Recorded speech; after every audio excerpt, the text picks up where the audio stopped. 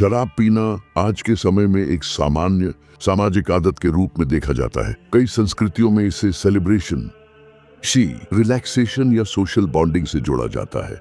विज्ञापनों, फिल्मों और लोकप्रिय संस्कृति में अल्कोहल को सक्सेस, कॉन्फिडेंस और फ्रीडम के प्रतीक की तरह प्रस्तुत किया गया है। लेकिन जब हम इस विषय को भावनाओं से अलग रखकर वास्तविक जीवन के प्रभावों के आधार पर देखते हैं तो एक अलग तस्वीर सामने आती है। इसका मतलब ये है कि जो चीज बाहर से हार्मलेस या नॉर्मल लगती है, उसके दीर्घकालिक परिणाम व्यक्ति, परिवार और समाज तीनों स्तरों पर गहरे हो सकते हैं। शराब केवल एक व्यक्तिगत चॉइस नहीं रहती, बल्कि पब्लिक हेल्थ, प्रोडक्टिविटी और सामाजिक स्थिरता से जुड़ा मुद्दा बन जाती है। दुनिया भर में होने वाले एक्सीडेंट्स, घरेलू हिंसा, क्रॉनिक बीमारियों और मानसिक स्वास्थ्य से जुड़ी समस्याओं में अल्कोहल का योगदान बार बार सामने आता है।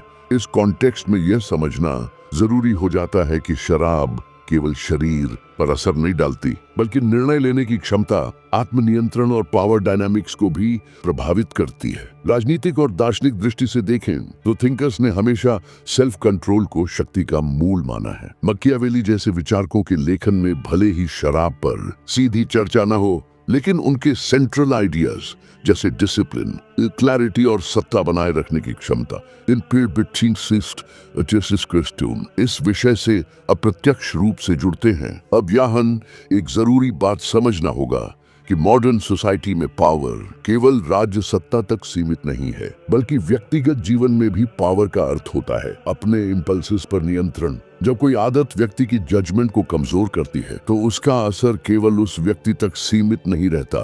सड़क पर दुर्घटना से लेकर वर्कप्लेस में गलत निर्णय, ट्रक रिस्क से प्रभाव वास्तविक और मापने योग्य होते हैं। इसीलिए यह विषय केवल मॉरल डिबेट नहीं है, बल्कि प्रैक्टिकल और रैशनल एनालिसिस की मांग करता है। इस वीडियो का उद्देश्य शराब को डिमोनाइज करना नहीं है, बल्कि यह समझाना है कि क्यों कई स्कॉलर्स और पॉलिसी एक्सपर्ट्स इसे मॉडर्न लाइफ की सबसे अंडरएस्टिमेटेड समस्याओं में से एक मानते हैं। इस समझ के बिना हम इसके प्रभावों को सही ढंग से आंक नहीं सकते। शराब का इतिहास मानव सभ्यता जितना ही पुराना है। प्राचीन काल में फर्मेंटेड पेय पदार्थों का उपयोग धार्मिक अनुष्ठानों, औषधीय प्रयोगों और सीमित सामाजिक अवसरों तक ही रहता था। उस समय प्रोडक्शन कम थी, स्ट्रेंथ कम थी और एक्सेस भी सीमित था। इस कॉन्टेक्स्ट में यह समझना महत्वपूर्ण है कि इंडस्ट्रियल रेवोल्यूशन के बाद अल्कोहल का स्वरूप पूरी तरह बदल गया।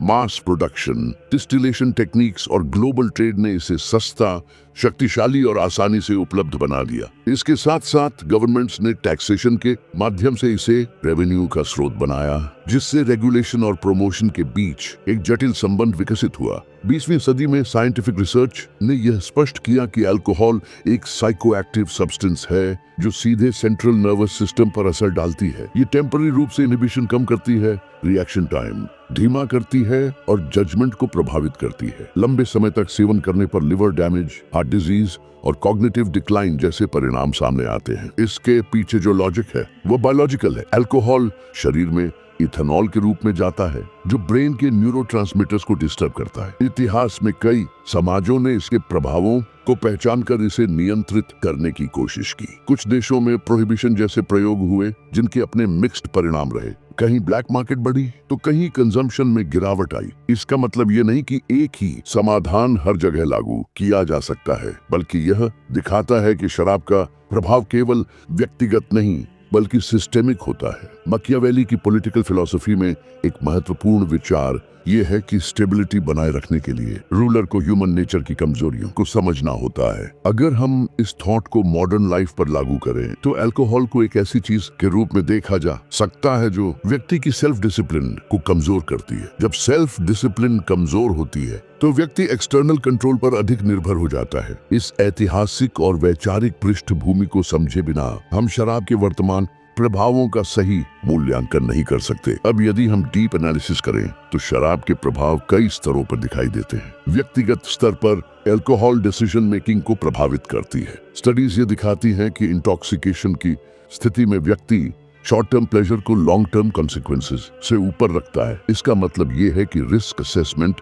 कमजोर हो जाता है। यही कारण है कि ड्रंक ड्राइविंग, अनसेफ बिहेवियर और इंपल्सिव एक्शंस की घटनाएं बढ़ जाती हैं। सामाजिक स्तर पर शराब से जुड़ी समस्याओं का आर्थिक बोझ बहुत बड़ा है। Health care costs, loss of productivity और लॉ इन्फोर्समेंट पर होने वाला खर्च कई देशों में अरबों में जाता है। इस कॉन्टेक्स्ट में ये भी समझना होगा कि अल्कोहल एडिक्शन केवल विल पावर की कमी नहीं है, बल्कि न्यूरोकेमिकल चेंजेस का परिणाम है। बार बार सेवन से ब्रेन रिवॉर्ड सिस्टम अडेप्ट हो जाता है, जिससे व्यक्ति को वही इफेक्ट पाने के लिए अधिक मात्रा की आवश्यकता होती है। ये साइकिल धीरे धीरे डिपेंडेंस में बदल जाती है। मैकियावेली के विचारों में एक रिकरिंग थीम यह है कि जो व्यक्ति या रूलर अपने इम्पल्सिस पर नियंत्रण नहीं रख पाता, वह दूसरों द्वारा नियंत्रित हो जाता है। यदि हम इसे मॉडर्न साइकोलॉजी के साथ जोड़े तो अल्कोहल व्यक्ति को एक्सटर्नल स्टिमुलाई के प्रति अधिक असुरक्षित बनाती है। उदाहरण के लिए वर्क प्लेस में एक व्यक्ति जो नियमित रूप से हैवी ड्रिंकिंग करता है, उसकी रिलायबिलिटी और क्रेडिबिलिटी पर असर पड़ता है। रिलेशनशिप्स में ट्रस्ट इरोजन होता है। ये प्रभाव केवल एक्सट्रीम केसेस तक सीमित नहीं है। मॉडरेट ड्रिंकिंग भी समय के साथ कॉग्निटिव शार्पनेस और इमोशनल रेगुलेशन को प्रभावित कर सकती है। इसके अतिरिक्त अल्कोहल मार्केटिंग अक्सर फ्रीडम और एंजॉयमेंट के नैरेटिव को बढ़ावा देती है, लेकिन इसके हिडन कॉस्ट्स रेयरली दिखाए जाते हैं। इसके पीछे जो लॉजिक है वह कमर्शियल है, न कि सामाजिक कल्याण। इस व्यक्तिगत चॉइस नहीं रहती, बल्कि एक ऐसा फैक्टर बन जाती है जो पावर, कंट्रोल और लॉन्ग टर्म स्टेबिलिटी को कमजोर करती है। शराब के पक्ष में कई तर्क दिए जाते हैं और उन्हें समझना भी जरूरी है। एक कॉमन आर्गुमेंट ये है कि मॉडरेट ड्रिंकिंग हार्मलेस होती है और कुछ स्टडीज में रेड वाइन जैसे पेय को हार्ट हेल्थ से जोड़ा गया है। इस कॉन्टेक्स्ट में ये समझना होगा कि कॉरिलेशन और कॉजेशन अलग चीजें हैं। कई एक्सपर्ट्स यह मानते हैं कि लाइफस्टाइल फैक्टर्स जैसे डाइट और एक्सरसाइज इन परिणामों में बड़ी भूमिका निभाते हैं। एक और तर्क ये दिया जाता है कि अल्कोहल सोशल बॉन्डिंग में मदद करती है और स्ट्रेस कम करती है। यह बात शॉर्ट टर्म में सही लग सकती है, लेकिन लॉन्ग टर्म में स्ट्रेस मैनेजमेंट के लिए अल्कोहल पर निर्भरता समस्या को बढ़ा सकती है। कुछ लोग यह भी कहते हैं कि प्रोहिबिशन या स्ट्रिक्ट कंट्रोल से पर्सनल फ्रीडम पर असर पड़ता है। ये एक वैलिड कंसर्न है, लेकिन यहाँ सवाल ये नहीं है कि शराब को कंप्लीटली बैन किया जाए या नहीं, बल्कि ये है कि इसके प्रभावों को रियलिस्टिकली समझा जाए। मैकियावेली की सोच में फ्रीडम और कंट्रोल के बीच संतुलन का विचार महत्वपूर्ण है। कंप्लीट इंडल्जेंस भी नुकसानदायक है और कंप्लीट सप्रेशन भी। इसके अलावा कल्चरल आर्गुमेंट्स भी दिए जाते हैं कि शराब परंपरा का हिस्सा है, लेकिन परंपराएं स्टैटिक नहीं होती। समय के साथ उनका रीवैल्यूएशन होता है, खासकर जब नए डेटा और नए सामाजिक रियलिटीज सामने आते हैं। इसका मतलब यह है कि किसी प्रैक्टिस का पुराना होना उसे हमेशा सही नहीं बनाता। इन काउंटर आर्ग्यूमेंट्स को निष्पक्ष रूप से देखने पर यह स्पष्ट होता है कि शराब के बेनिफिट्स सीमित और कंडीशनल हैं, जबकि रिस्क्स व्यापक और क्यूमुलेटिव हैं। अंत में शराब को समझने का सबसे उपयोगी तरीका यह है कि इसे इमोशन या मॉरल जजमेंट के बजाय इम्पैक्ट और कॉन्सिक्वेंस के आधार पर देखा जाए। यह स्पष्ट है कि अल्कोहल शॉर्ट टर्म प्लेजर दे सकती है, लेकिन लॉन्ग टर्म में यह क्लैरिटी, डिसिप्लिन और सेल्फ कंट्रोल को कमजोर करती है। मैकियावेली के विचारों को मॉडर्न कॉन्टेक्स्ट में लागू करें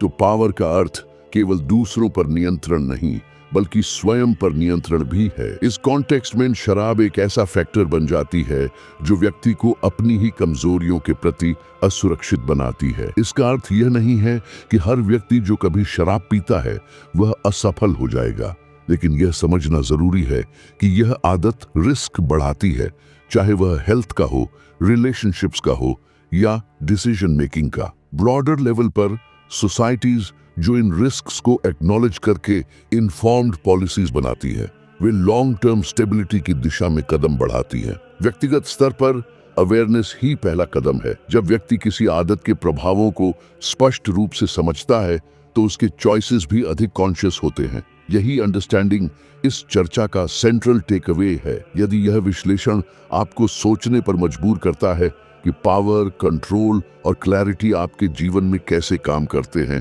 तो यही इसका उद्देश्य पूरा होना है। अगर यह विश्लेषण आपको चीजों को देखने का एक अलग और अधिक स्पष्ट नजरिया देता है, तो ऐसे ही फैक्ट बेस्ड और बैलेंस्ड एक्सप्लेनर्स के लिए चैनल को फॉलो करना उपयोगी हो सकता है। यहाँ प्रयास यही रहेगा कि जटिल विषयों को शोर और अतिरंजना के बिना तर्क और समझ के साथ रखा जाए, ताकि आप अपनी राय बेहतर जानकारी के आधार पर बना सकें।